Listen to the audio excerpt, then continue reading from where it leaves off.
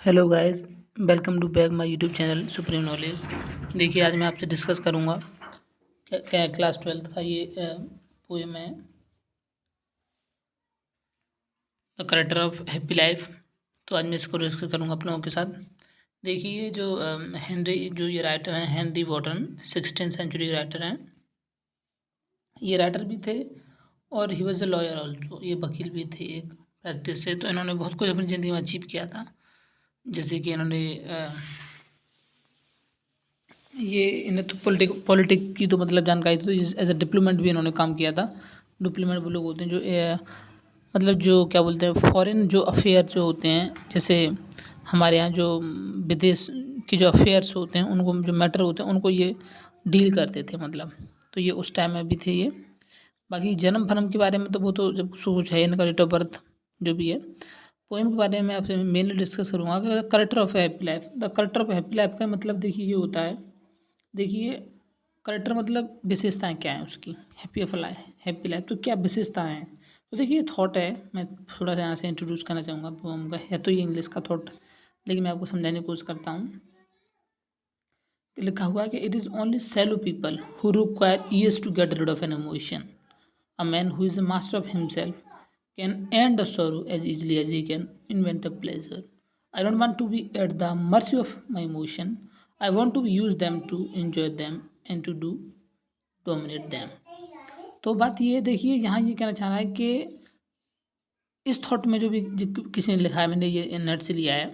तो ये मतलब जो थॉट है एक, तो कि जो छोटे लोग होते हैं, जो मतलब या तो फिर अनएजुकेटेड मानिए, या फिर मतलब जो ज़्यादा घूमे फिरे नहीं है, जो not he whose not well travelled, तो उन लोगों की बात इसमें डिस्कस की गई है कि वो लोग अगर एक जहन में उनके कोई विचार आ गया, या मतलब कोई भाव उत्पन्न हो गया, कोई कोई फीलिंग्स आ गई, जैसे लव की फीलिंग, हेट की फीलिंग, किसी से दुख सुख जो आते हैं, तो उनको वो छूट उनसे अपना फंदा नहीं छुड़ा पाते हैं।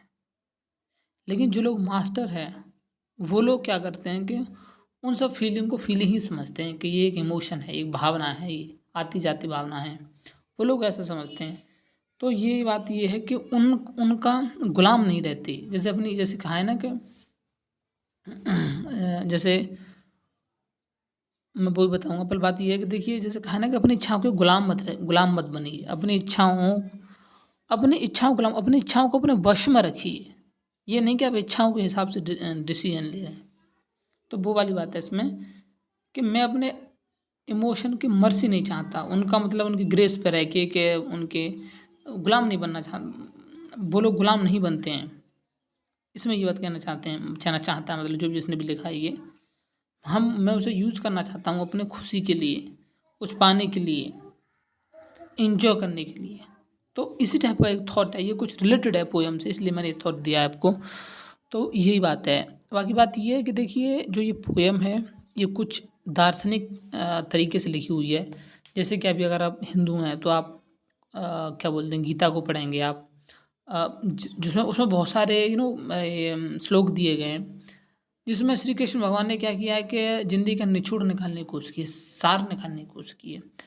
जहाँ तक मेरा विचार है कि इन्होंने सेंट हेनरी वॉटन, या तो फिर हो सकता है बाइबल में से ये कहीं से कुछ इन्होंने लिया हो। ये तो सच है ही कि ये जो सब बातें, ये सब धार्मिक से रिलेटेड बातें हैं, और ये वैसे नॉर्मल आदमी के बस की बात भी नहीं है सोचना। लेकिन हम अगर हम जब हम पढ़ते हैं तो हम ये सीखते हैं कि हम किस तरीके से एक अच्छी लाइफ जी सकते हैं एक। क्योंकि ज़िंदगी तो हर व्यक्ति जी रहा है, लेकिन किस तरीके से हमें जीनी है, ये हमें सीखने को मिलता है जब हम पढ़ते हैं, जब हम समाज को देखते हैं उस वक्त। तो उसी टाइप की बात है।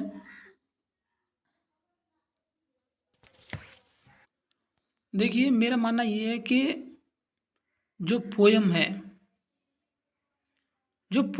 या फिर मान लीजिए लिटरेचर की कोई भी फॉर्म है, तो वो समझी जानी चाहिए। उसका सेंट्रल आइडिया, सेंट्रल जो उसका जो थीम है कि लेखक ने लिखा है तो बेचारा उसने ये विचार क्यों दिया है, समझना चाहिए। Literature should not be only just for enjoying. जैसे हम शायरी सुनते हैं, कोई कविता सुनते हैं, कहानी सुनते हैं, तो बस हम उसको एंजॉय करते हैं, बाकी हम उससे सीखते कुछ नहीं हैं। तो देखिए, ये मैंने PDF में डाला, ये गाइड से मैंने लिया हुआ है मटेरियल। इसमें जो सही तरीके से लिखा हुआ है आप इसको पढ़िए, ठीक है। बाकी आप इसको इन सबको पढ़ के देखिए। मैं थोड़ा थोड़ा आपको बता रहा हूँ, स्टैंजा वाइज भी एक्सप्लेनेशन देने की कोशिश करूँगा। बाकी मैं आपको एक ओवरऑल आइडिया देने की कोशिश कर रहा हूँ यहाँ, जो कि राइटर का मेन मोटो है, मैं वो देने की कोशिश कर रहा हूँ आपको। तो देखिए, in the poem character of happy life वो ये बात कहते हैं कि जो जो सुख दुख है हमारे जीवन का एक हिस्सा है। अगर आदमी कोई खुश रहना चाहता है तो ये ज़रूरी नहीं है कि उसके पास धन हो, उसकी सारी इच्छाएं पूरी हों। ये तो बस एक एक तरीका है ये सब चीज़ रखने का, लेकिन हम इनके बगैर, इनसे खफा होके भी हम खुश रह सकते हैं, इनके बगैर भी हम खुश रह सकते हैं। जो हैप्पीनेस है वो एक इंटरनल मैटर है, ये कोई एक्सटर्नल दुनिया से जुड़ी हुई चीज़ नहीं है। इमोशन जो है वो एक इमोशन है, emotion is not a master नहीं है ये किसी चीज़ का। जैसे किसी ने थॉट दिया है, किसी ने एक थॉट दिया है ना कि मनी या फिर wealth should be a servant not a master. मतलब जो धन संपत्ति है वो एक नौकर की तरह, एक जूनियर की तरह ट्रीट होनी चाहिए, ना कि एक सीनियर की तरह। मतलब मास्टर की तरह नहीं है कि आप संपत्ति है तो सब कुछ है। तो उसमें यही है इसमें। देखिए पहले लाइन को समझने की कोशिश, he how happy is he won और taught that serve not another's will whose armor is his honest thought and simple truth is utmost skill। कहने का मतलब ये कि वो किस तरीके से पैदा हुआ है और पढ़ा गया है। मतलब आदमी जो खुश है तो वो जब भी खुश है जब वो किसी और को सर्व ना करे, किसी और के बिल के अकॉर्डिंग काम ना करे। अब आप देखिए, अगर आप किसी और के तरीके से काम करेंगे तो आप खुश नहीं रह पाएंगे। इसलिए आपको अपने तजुर्बे से, अपने तरीके से काम करना है। आपको अभी आप इस पोएम को पढ़ रहे हैं या फिर कोई और पढ़ रहे हैं, आप कुछ भी अपनी ज़िंदगी में करेंगे तो आपको इस तरीके से करना है कि आपको अपने हिसाब से करना है। जो और उसे जो कंट्रोल करता है वो सच्चाई की राह है, सच्चाई है, ईमानदारी है, और उसे कोई चीज़ कंट्रोल नहीं करती है। वो उससे कंट्रोल होता है एक आदमी, तो वो ही इज़ हैप्पी आदमी, वो आदमी हैप्पी होगा। चलता है तो खुदा उसे गाइड करता है, अपने जीवन को ईमानदारी से चलाता है, सच्चाई की तरफ से चलता है, तो वो खुद आदमी हैप्पी है। और वो अपने अंदर ये सोच के चले कि हाँ मुझे सब सही सही करना है। अब देखिए स्टैंजा सेकंड देखिए आप कि whose passion not his masters are. जो उसकी पैशन का मतलब होता है, आप एक कोई उद्देश्य है आपका जीवन में, जिसको आप जैसे किसी को ड्राइंग का पैशन होता है, कोई लिखना पसंद करता है, अलग अलग आदमी का एक एम करके चलिए आप, या कुछ मान के चलिए, ऐसा ही पैशन होता है जिसमें हम पूरी जी तोड़ मेहनत करके उसको पाते हैं, तो पैशन वो है। तो पैशन जो उसका मास्टर नहीं है, ऐसा होता है कि जब हम पढ़ते हैं तो क्या है कि हम उसे मतलब उसके ही गुलाम से ऐसे हो जाते हैं हम, तो वो उसका नहीं है। और उसे उसके दिल में एक खौफ है कि हाँ हमें ख़त्म होना है एक दिन, तो इसलिए उसे सब सही करके चलेगा वो। और वो अपनी दुनिया को अपने आप से नहीं बांधता, जो अपने आप को दुनिया से नहीं बांधता है, ये कहता है कि ये सब इमोशन एक इमोशन ही है, तो इस टाइप का आदमी खुश रहेगा। उन्होंने इन लाइन में सब बताने की कोशिश की है कि जो लव फीलिंग है किसी टाइप की वो उसे नहीं कंट्रोल करती है, वो सेल्फ कंट्रोल आदमी है।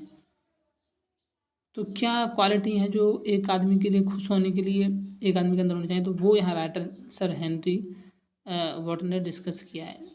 स्टैंडर्ड थर्ड में had who has his life from rumours freed, whose conscience is strong retreat, whose state can neither flatter feet nor run make oppress great। कहने का मतलब ये यहाँ पर जो ये थर्ड स्टेंज है इसमें ये बात पर जोर दिया गया है कि आदमी अपने आप से गाइड हो। ये नहीं है कि दुनिया में जो अफवाहें फैला दी जाती हैं, रूमर्स फैला दी जाती हैं, कि ऐसा ऐसा है ऐसा है, और फिर आदमी दूसरे को देखता है, पैसे वालों को या फिर अपने से और हाई स्टैंडर्ड के लोगों को देखता है, तो उनसे इन्फ्लुएंस होकर अपना वीक समझने लगता है कि कोई ऐसा डेविल है कोई, मान लीजिए, तो वो तबाही उसको और ज़्यादा वो कर रही है, मतलब बढ़ावा दे रही है उसको। तो उस टाइप से वो घबराता नहीं है। कहीं अगर सही की राह पर वो उसे अगर गलत को चैलेंज करना पड़ रहा है तो वो करेगा। इस टाइप का जो व्यक्ति है वो खुश होगा। मतलब उन्होंने इन लाइन में ये बात कहने की कोशिश की है, और मैं जहाँ तक एक्सप्लेन कर रहा हूँ उसका यही मतलब है। अब देखिए नेक्स्ट स्टैंजा है, 4th स्टैंजा में। चलिए इसको डिस्कस करते हैं।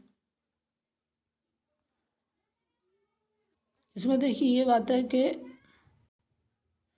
ये बात पे कहा गया है कि मतलब ऐसा नहीं है कि वो एक दिन में, मतलब वो कोई ऐसा काम नहीं करता है जिससे वो एक दिन में सक्सेस को हासिल कर ले, सफलता हासिल कर ले। वो डेली डेली काम करता है, धीरे धीरे काम करता है, धीरे धीरे चलता है। जो लोग एकदम कर लेते हैं, एकदम पैसे वाले हो जाते हैं, वो लोग क्या है कि गलत तरीका अपना लेते हैं।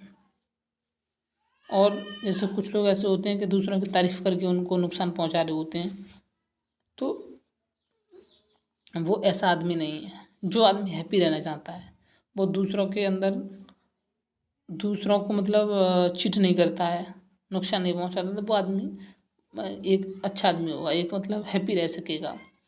और वो रूल्स तो करता है, मास्टर भी है, लेकिन वो गुड का है, सच्चाई का है।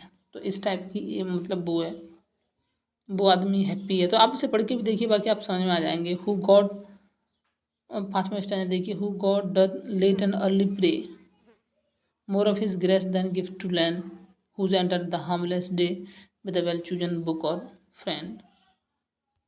देखिए इसमें एक ये बात कही है कि देखिए अगर हमें सच्ची मतलब जीना है, ज़िंदगी खुशी की ज़िंदगी जीना है हमें, तो हमें भगवान से प्रार्थना करनी चाहिए। क्योंकि ऐसा माना जाता है कि प्रार्थना करने से ना, प्रेयर करने से दिल साफ होता है।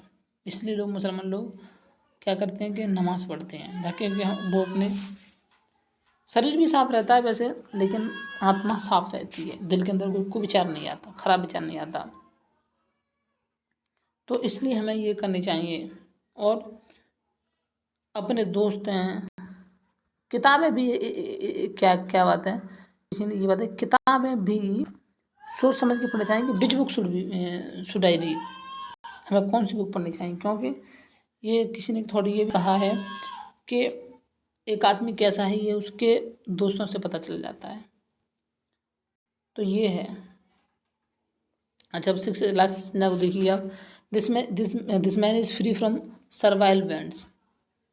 आदमी मतलब जो वैसे जो बातें हैं, जो ख़राब बातें हैं ज़िंदगी में, जो हमें मिसगाइड करती हैं, या फिर जो हमें किसी राह तक नहीं ले जा पाती, या फिर जो गॉडली नहीं है, वो उनसे फ्री है, उनकी तरफ बना हुआ नहीं है। और उसे किसी बात की डर और दहशत नहीं है कि मैं गिर जाऊंगा, कि मैं उठ जाऊंगा।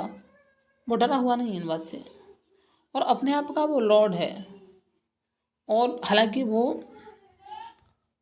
मतलब कहते हैं ना, जैसे मान लीजिए कोई मास्टर है, तो वो मास्टर मतलब खुद का, उसको कोई गुरूर नहीं है कि मैं इतना बड़ा हूँ साहब, मैं इतना बड़ा हूँ, उसे इस टाइप बात का नहीं है। और उसके पास सब कुछ होने के पास भी उसके पास कुछ न होने के बाद भी सब कुछ है, और सब कुछ होने के बाद भी उसके पास कुछ नहीं है। तो यहाँ क्या है कि देखिए सारी आप लाइन्स पढ़िए, हर एक बुक्स को, वो इसका जो क्या मीनिंग देखने को उसकी देखिए, शायद यहाँ मीनिंग मैंने दिए भी हैं। देखिए मीनिंग लॉर्ड का क्या है, क्योंकि यूपी वाले वालों की ना इंग्लिश कमज़ोर होती है थोड़ी, तो इसके लिए आपको ज़्यादा ध्यान देना पड़ेगा। आप इनकी मीनिंग्स देखने की कोशिश कीजिए और इंग्लिश को सीखने की कोशिश कीजिए। देखिए इंग्लिश फॉरेन लैंग्वेज है, तो हमें ये तो बनता भी है, और ये इम्पोर्टेंट भी है कि हमें मेहनत करनी चाहिए कि लैंग्वेज को सीखने के लिए। इसलिए हम मेहनत करती, आप भी इस पोएम से कुछ सीखिए। करेक्टर ऑफ हैप्पी लाइफ है, तो ये समझ के चलिए कि आप इसमें ये भी करेक्टर है कि हमें मेहनत भी करनी चाहिए। आपको गीता भागवत पढ़ाएंगे जब आप, तब आपको ये समझ आएंगी। इस टाइप की बातें डालेंगी इसमें कि आदमी को खुश कैसा रहना चाहिए, समाज की किसी अवहेलना से हम डरें नहीं, सच्चाई की राह पर चलें और सही सही करें। ये नहीं है कि कुछ भी गलत भी करते आएँ और किसी का खौफ भी ना खाएं। ऐसे ऐसे लोग भी समाज में हैं कि जो गलत भी कर रहे हैं और किसी का खौफ भी नहीं खा रहे हैं। और ये समझ गए कि वो सही है, तो फिर हमें सही क्या है ये देखना चाहिए, हमें क्या सही है, और तब हम किसी से ना डरें, दूसरों का सम्मान करें। इस टाइप की सब फीलिंग डाली गई इस पोएम में, और यही इसका सेंट्रल एम है कि हाउ कैन बी हैप्पी, हम किस तरीके से हैप्पी रह सकते हैं। Thank you for watching this video. If you like it, hit the like button and subscribe to Supreme Knowledge. This is my channel. I'm a student of Aligarh Muslim University. मैं अलीगढ़ मुस्लिम university का एक student हूँ, BA कर रहा हूँ, मैं यहाँ से परस्यू कर रहा हूँ। देखिए मेरी कोशिश ये है कि मैं कुछ आपको बता पाऊँ, इंग्लिश का मतलब मैं आपको हेल्प कर पाऊँ, बस इतनी सी मेरी कोशिश है। Okay, thank you.